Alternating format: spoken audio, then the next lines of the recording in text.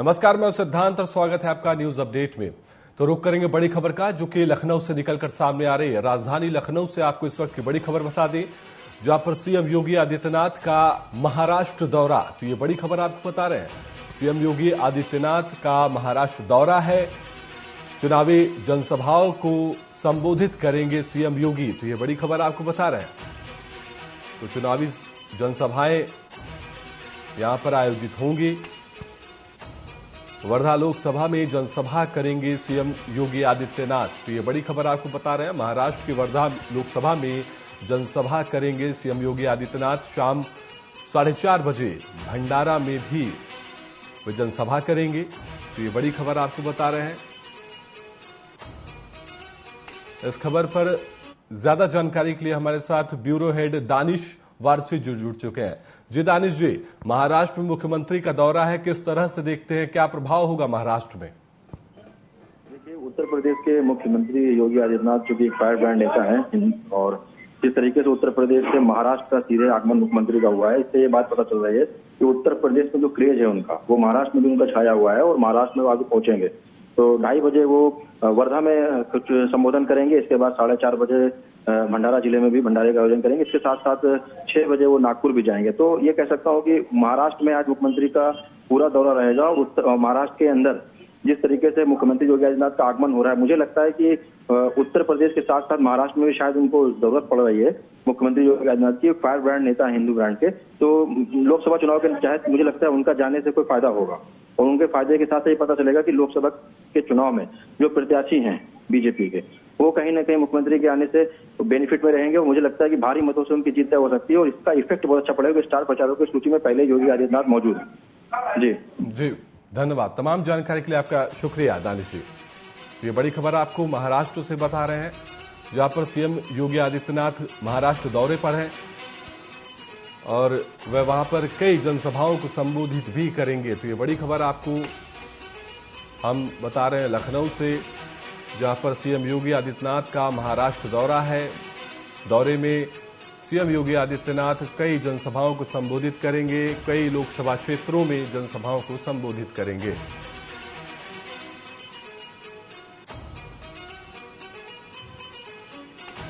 ये बड़ी खबर आपको बता रहे हैं, वर्धा लोकसभा में जनसभा करेंगे सीएम योगी आदित्यनाथ। तो वर्धा लोकसभा में जनसभा करेंगे और बीजेपी प्रत्याशी के पक्ष में वोट मांगते हुए दिखाई देंगे। एक और बड़ी खबर सीतापुर से निकलकर सामने आ रही है। तो सीतापुर से आपको एक और बड़ी खबर बता दें, जहां पर ट्रक और बाइक की आमने सामने से भिड़ंत हुई है। तो ये बड़ी खबर आपको सीतापुर से बता रहे हैं, जहां पर ट्रक और बाइक के आमने सामने से भिड़ंत हो गई है। बाइक सवार की मौके पर ही मौत हो गई है। तो ये बड़ी खबर निकल कर आ रही है सामने सीतापुर से, जहां पर बाइक की टक्कर हो गई और बाइक सवार की मौके पर ही मौत हो गई है। मौके पर पहुंची सिंधौली कोतवाली पुलिस। तो ये बड़ी खबर आपको बता रहे हैं, तस्वीरें भी हम आपको लगातार दिखा रहे हैं कि किस तरह से ये दुर्घटना घटी, और दुर्घटना घटने से बाइक सवार की मौत हो गई है। पुलिस ने ट्रक चालक को हिरासत में ले लिया है। तो ये बड़ी खबर आपको बता रहे हैं कि किस तरह से लापरवाही और ये बड़ा हादसा हुआ। हादसे में बाइक सवार की मौके पर ही मौत हो गई है। तस्वीरें हम आपको लगातार दिखा रहे हैं, जहां पर किस तरह से वह वहां पर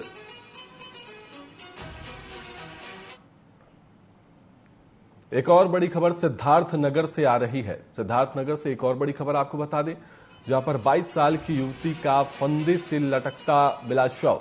तो ये बड़ी खबर निकलकर सामने आ रही है, 22 साल की युवती का फंदे से लटकता हुआ शव मिला है। फंदे से लटकता शव देख परिजनों ने पुलिस को सूचना दी।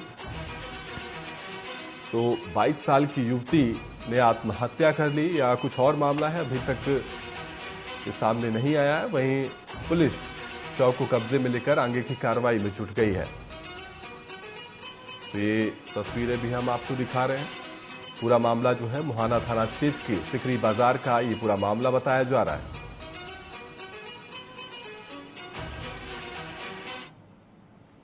रुख करेंगे खबरों की ओर। सपा के अध्यक्ष अखिलेश यादव 7 मार्च को मुख्तार अंसारी के घर पहुंचे। उन्होंने मुख्तार के परिवार से मुलाकात की। इस दौरान अखिलेश ने योगी सरकार पर जमकर निशाना साधा है। उन्होंने आरोप लगाया कि सरकार कस्टोडियल डेथ के मामले में दूसरे राज्यों से आगे जाना चाहती है। मीडिया से बातचीत में उन्होंने कहा कि जो कुछ हुआ वो सरकार के ऊपर सवाल खड़े करता है। जेल के अंदर जो घटना हुई उन सवालों का जवाब सरकार के पास नहीं है।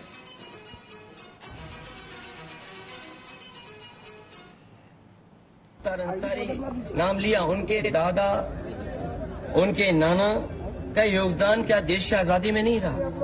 किन परिस्थितियों में किन वजह से चीजें बदली, लेकिन समाज और परिवार और खासकर ये परिवार आज भी गरीबों के दुख दर्द में शामिल है। क्या हमने आपने नहीं देखा कि जन सैलाब यहाँ पर आ गया? वो लोग जिन्होंने यहाँ पर परिवार के साथ खड़े होकर के ये बताया कि वे परिवार के साथ हैं, क्या प्रशासन नहीं भेदभाव कर रहा था? क्या सरकार भेदभाव नहीं कर रही थी? आप हम जितने लोग हैं, क्या हम ये स्वीकार कर लेंगे कि नेचुरल डेथ थी? कैबिनेट कारागार मंत्री सरकार द्वारा सिंह चौहान एक दिवसीय दौरे पर जौनपुर पहुंचे। इस दौरान पार्टी कार्यकर्ताओं ने ढोल नगाड़े के साथ स्वागत किया। कैबिनेट मंत्री द्वारा सिंह चौहान भाजपा की जीत का दावा करते हुए कहा कि पीएम मोदी फिर से तीसरी बार देश के प्रधानमंत्री बनने जा रहे हैं। वहीं पूर्व सीएम अखिलेश यादव पर भाजपा की 80 सीटों पर सफाई कर देने वाले बयान और मुख्तार अंसारी की मौत के मामले में भी दारा सिंह का बयान सामने आया है।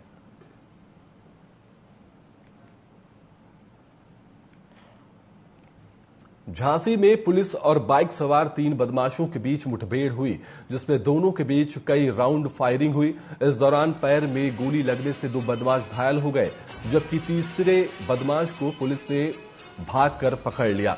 पकड़े गए बदमाशों के पास से पुलिस ने करीब 8 लाख के गहने और नकदी बरामद की है। इसमें से 2 बदमाश लगभग 1 माह पहले ही डकैती के आरोप में जेल से छूटकर बाहर आए थे और बदमाशों ने 3 दिन पहले ही शहर कोतवाली क्षेत्र में एक मकान में चोरी की घटना को अंजाम दिया था। घायल बदमाशों को उपचार के लिए मेडिकल कॉलेज में भर्ती करा दिया गया है।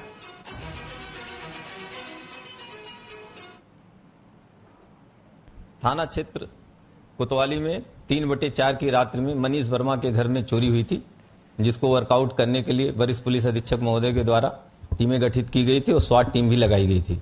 इसमें सीसीटीवी आदि के आधार पर एक अपराधी को चिन्हित कर लिया गया था, उसको गिरफ्तार करके जेल भेजा जा चुका है। उसकी सूचना पर उससे पूछताछ पे बाकी अपराधियों के बारे में भी पता चल गया था और आज मुखबिर से सूचना मिली थी स्वाट टीम प्रभारी तथा थानाध्यक्ष कोतवाली को कि ये लोग आज एक साथ में जाकर के सोना जो ज्वेलरी इन लोगों ने चोरी की है उसको बेचने वाले हैं। इस सूचना पर दोनों टीम के द्वारा इनकी घेराबंदी की गई। ये ग्वालियर रोड से निकल रहे थे।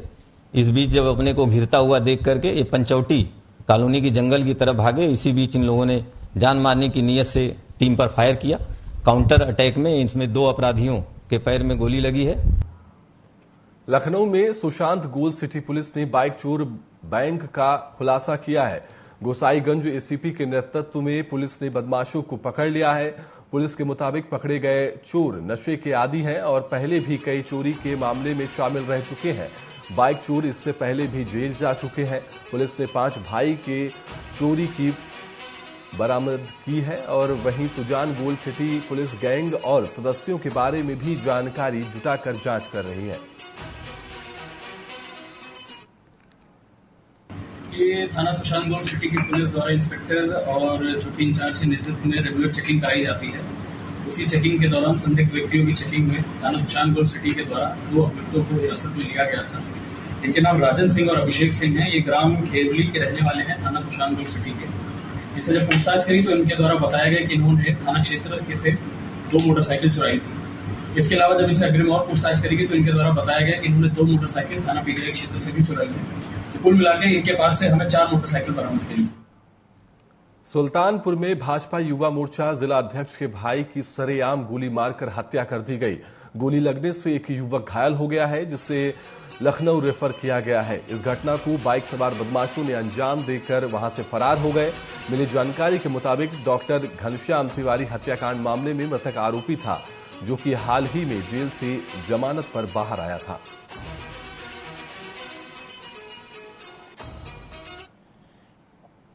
चार टीम लगा दी गई है जो तत्काल इस चीज को अनावरण हेतु कार्रवाई कर रही है।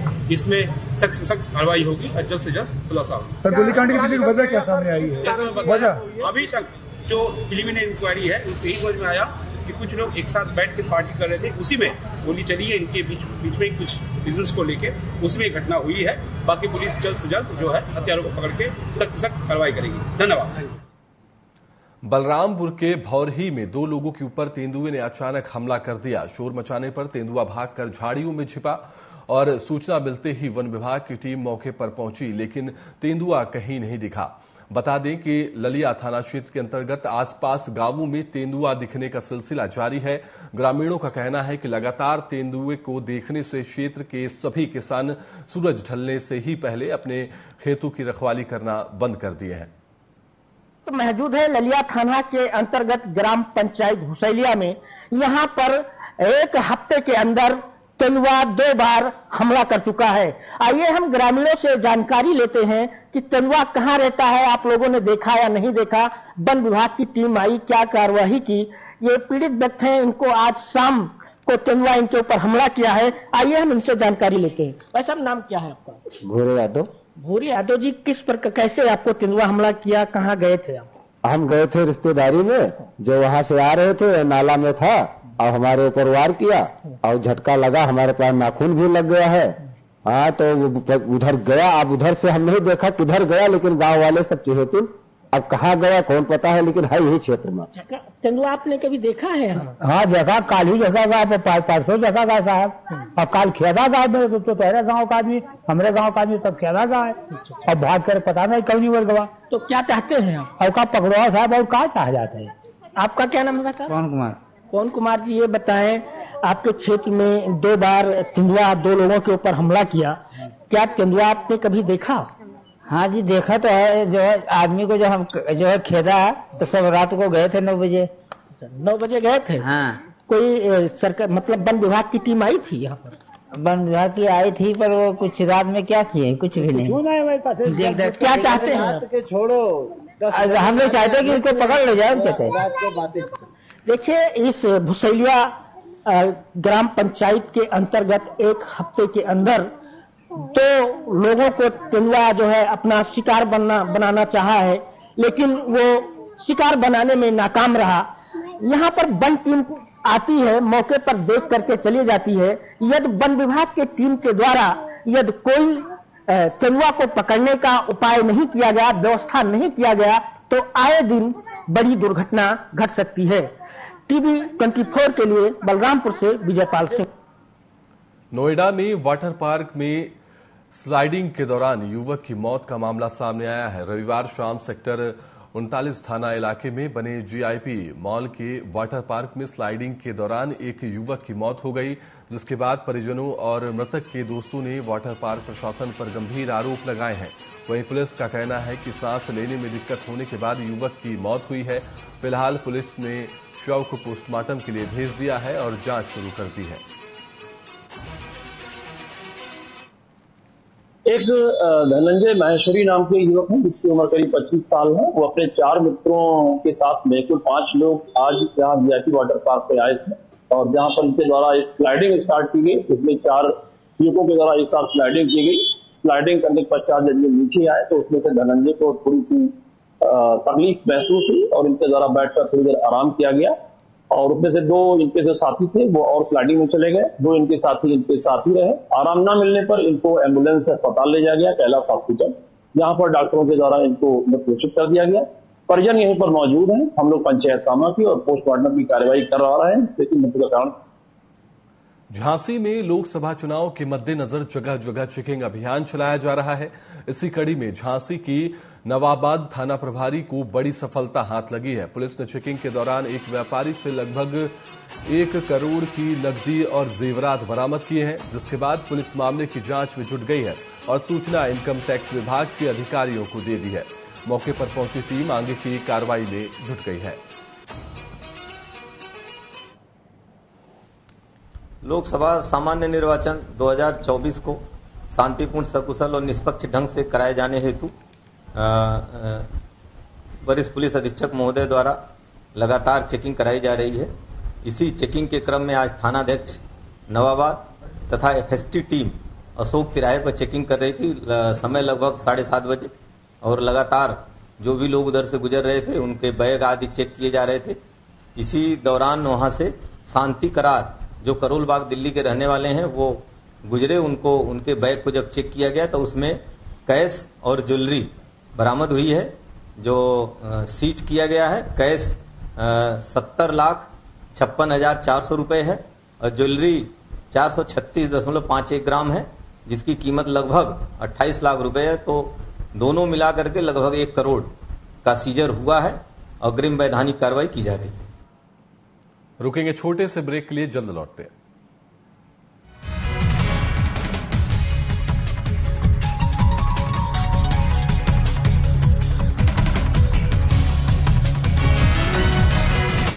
खेल है शह और मात का, घात और प्रतिघात का। राजनीति के खेल में कौन है राजा, कौन है प्यादा, कहां टूटी है संयम की मर्यादा, जनता में कौन लोकप्रिय है ज्यादा, बताएंगे सच पूरा कभी नहीं आधा। अपने दर्शकों से हमारा है ये वादा। टीवी 24।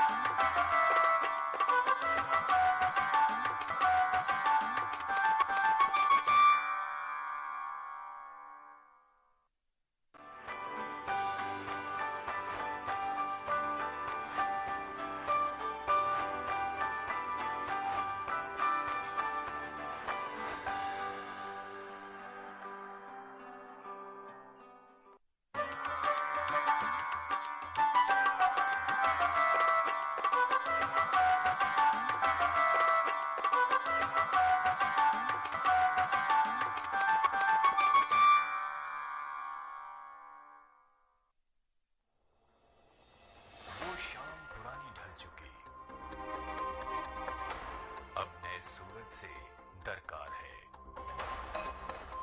चाहिए एक तलबगार सच का। अरसे से सुना पड़ा बाजार है। कहीं रुदन है, कहीं घुटन है। हर कदम है संग्राम यहां। जो इन तूफानों में ठहर सके वही विश्वास का हकदार है। देखते रहिए टीवी 24 मोहित साहू के साथ।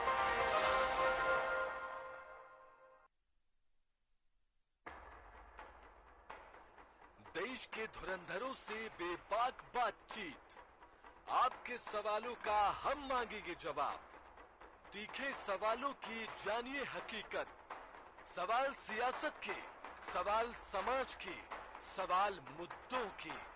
सच जो आप जानना चाहते हैं, हम लाएंगे दिग्गजों का सच सामने। बिना पर्दा, बेझिझक, बेबाक। सवालों का तूफान, जवाबों का सैलाब। देखते रहिए चैनल हेड मोहित साहू के साथ सीधी बात माननीय के साथ, हर रविवार शाम 7 बजे सिर्फ टीवी 24 पर। वो शाम पुरानी ढल चुकी, अब नए सूरज से दरकार है। चाहिए एक तलबगार सच का। अरसे से सुना पड़ा बाजार है। कहीं रुदन है, कहीं घुटन है। हर कदम है संग्राम यहां। जो इन तूफानों में ठहर सके वही विश्वास का हकदार है। देखते रहिए टीवी 24 मोहित साहू के साथ। नमस्कार, मैं हूं आप सभी के साथ छाया। तो आज हम बात करेंगे कुछ चुनावी रोचक तथ्यों के बारे में। क्या आप जानते हैं भारत में पहला चुनाव कब हुआ? अब बात है, भारत में पहला चुनाव ब्रिटिश शासनकाल में 1920 को हुआ था, जिसे इंपीरियल लेजिस्लेटिव काउंसिल और प्रांतीय परिषदों का चुनाव होने थे। इसके बाद आजादी के ठीक पहले ब्रिटिश भारतीय प्रांतों के चुनाव 1946 को हुए थे। आजाद भारत में पहले चुनाव 1952 में हुआ था।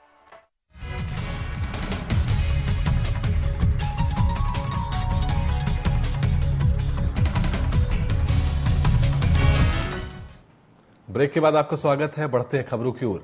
बलरामपुर के ललिया थाना के मथुरा बाजार में आबादी के जमीन को फर्जी तरीके से कब्जा करने का मामला सामने आया है। आपको बता दें कि मथुरा बाजार में मटखनवा तालाब पर कुछ बाजार के दबंगों ने राधा देवी से जमीन को गलत तरीके से बैनामा करवाकर कब्जे करने का आरोप लगाया है।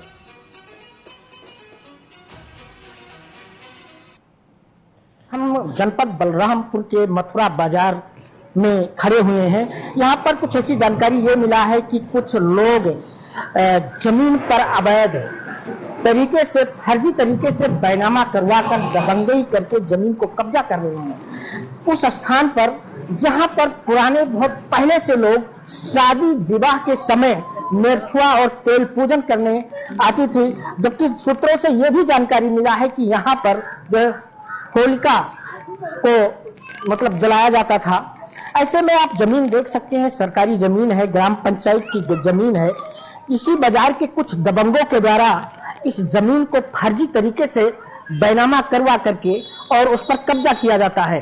आइए, हमारे साथ में कुछ भाई लोग हैं जो इस मुद्दे को उठा रहे हैं आगे की ये फर्जी जमीन है, ये हमारा धार्मिक स्थल है, यहाँ पर हम लोग पूजा करते थे।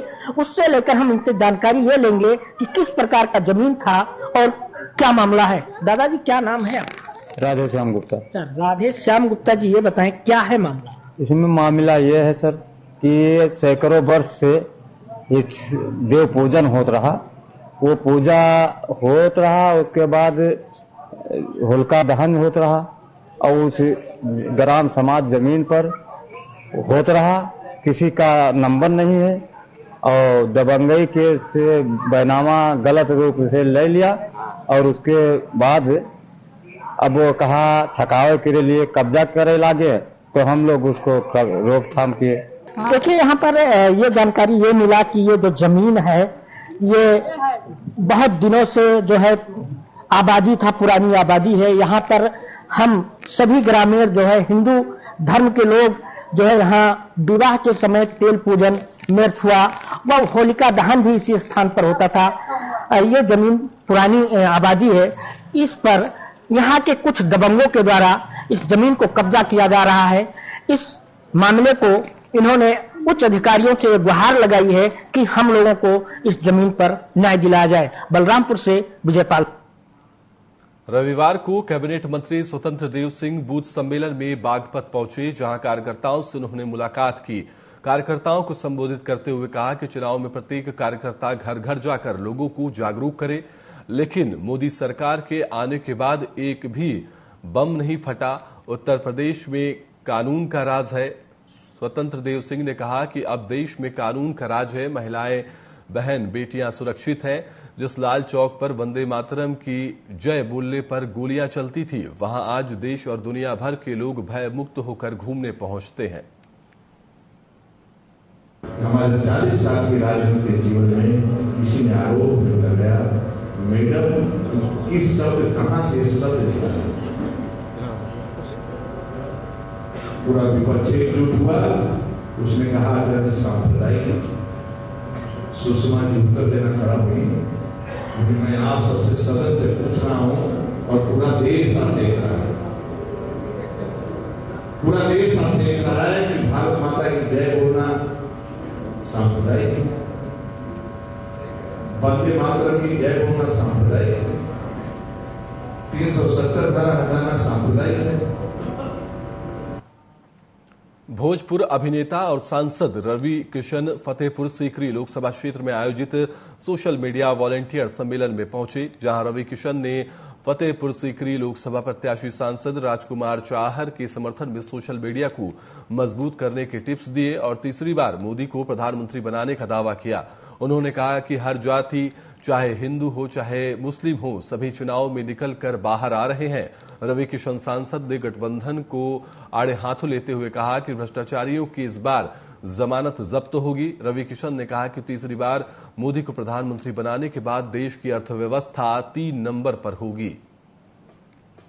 पूरा देश जान रहा है कि चुनना मोदी जी को है। डबल इंजन की सरकार मोदी योगी जी के काल में, उनके कालखंड में पूरे भारत ने, उत्तर प्रदेश ने जो राम राज्य देखा है, देख रहे हैं, वो ऐतिहासिक है। युवाओं में जो उत्साह है, देखिए सबसे अच्छी बात है, हमारे प्रधानमंत्री जी ने जो कहा वो किया। हमेशा सत्य कहते हैं, झूठ कहा नहीं। पूरा देश इसलिए उनको वोट कर रहा है क्योंकि वो निस्वार्थ संत हैं, उनको कुछ चाहिए नहीं, ना परिवारवाद है ना भ्रष्टाचार। कानून व्यवस्था देश को $5 ट्रिलियन से और स्ट्रांग करने जा रहे हैं। आज 5th economy in the world है, इसको 3rd economy in the world बनाएंगे। जनपद एटा में युवती की गोली मारकर हत्या कर दी गई। हत्या में इलाके में सनसनी फैल गई है। सूत्रों से मिल रही जानकारी के अनुसार युवती के प्रेम प्रसंग के चलते पिता और भाई ने ही हत्या कर दी। पुलिस को बिना सूचना दिए अंतिम संस्कार कर दिया गया।